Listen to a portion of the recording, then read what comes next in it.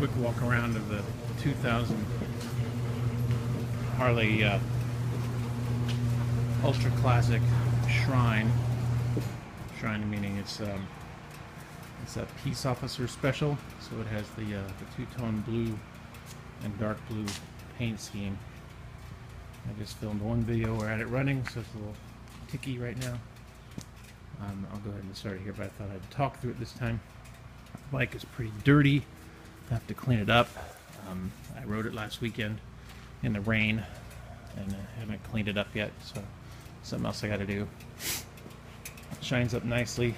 You don't know these bikes. I have to walk you through it in person. There's just too much stuff. But some of the things I've done to it. One, it's a 2000, so it does have sequential port fuel injection. Easy to start, easy to operate, easy to take care of. Just change the oil, and there's not much else to it. Spark plugs every year or two, and that's about it. The air filter is an R&S big sucker. You can wash it. Just take the cover off and wash it.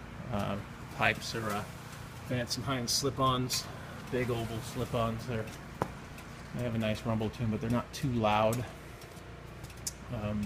Grips are an ISO grip. I added some chrome trim to the gauges. I've replaced all of the lighting in the bike with LED, including the 4 small gauges. The factory lighting on these is LED already, so I just replaced the 4 gauge lights. Also, all of the headlights, tail light, turn signals, everything is LED, so this gets the Daymaker lights. It puts out a tremendous amount of light. These are little panel LEDs in here. The same thing going on in the back. The tour pack has lights here, and the tail light, those are all brake lights. They're running and brake lights. And then these LEDs are, they are also, that turn signal is also LEDs. And so is that little light down there. It's a panel, double panel. I'll turn it on without starting the engine so you can see the lights. Stereo. There's the lights. Panel light down there. It's very bright. It casts a great light. I've got videos on YouTube about the installation of all these things. Same thing back here. Those lights, brake lights, pulse. See if I can catch that. Stretch out and hit the button. Hit the tail. So when you first hit them, they blink 8 times and then they go steady. Hope you can see that. So nice. It's a safety thing. It's not like getting rear-ended. And then the turn signals are LED bulbs. I did not opt for the clear thing just because it was much work there. So I like the look of the stock bike more than with the lights. I just wanted the really bright light, and they're super bright. You can see them in broad daylight. Same thing on the front. So there you go. We'll fire it up now. Turn that off. It's in neutral. It's already on.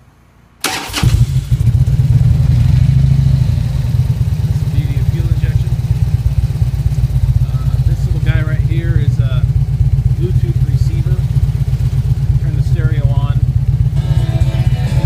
Toggle through the modes. Weather band. Cassette. Actually, there's a cassette in there. I think there's actually a tape in there. Yeah.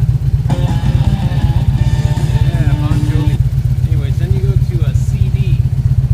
CD is this input port, which I've run the cable inside the fairing. I didn't drill any holes.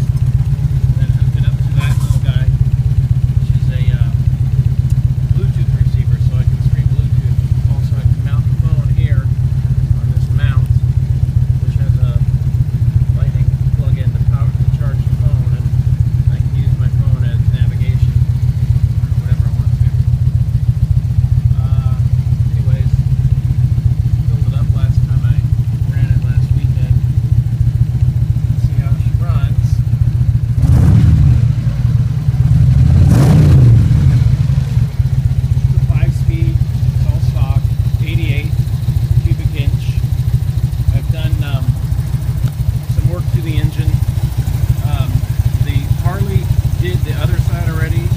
So the compensator, clutch, and all that stuff was done by Harley, including new charging system about 8,000 miles ago. And then I pulled the exhaust off and pulled the cam cover off and replaced the cam bearings and replaced the cam chain tensioner with a newer style of tensioner.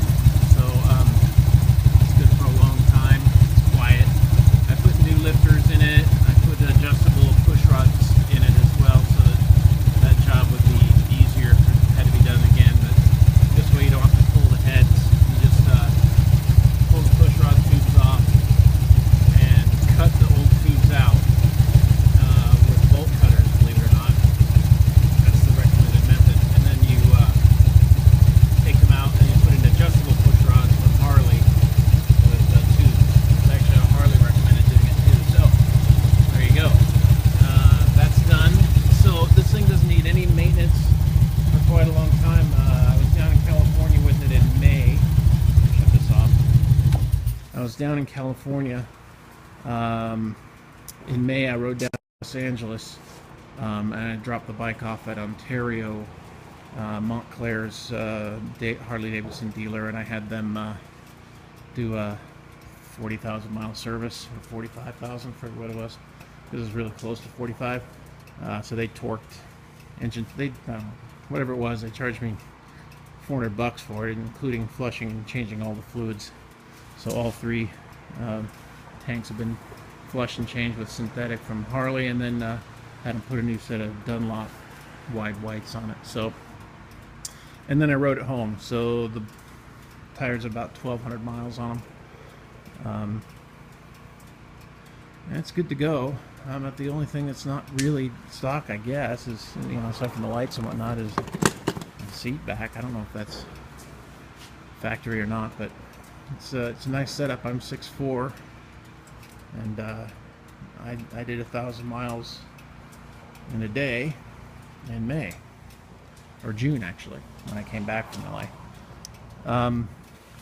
What else is there to say? It doesn't have the goofy mirrors that stick up. It has these road glide mirrors on them, and have the flaps that go in here in the side and a bag on the back that keep it a little bit warmer. I ride this bike all year round, and in the wintertime I've got it tucked away because I wasn't going to use it, but underneath here is a little plug that comes out so you can plug in your clothes. There's one for the back seat too, so passengers can plug in their electrically heated clothes.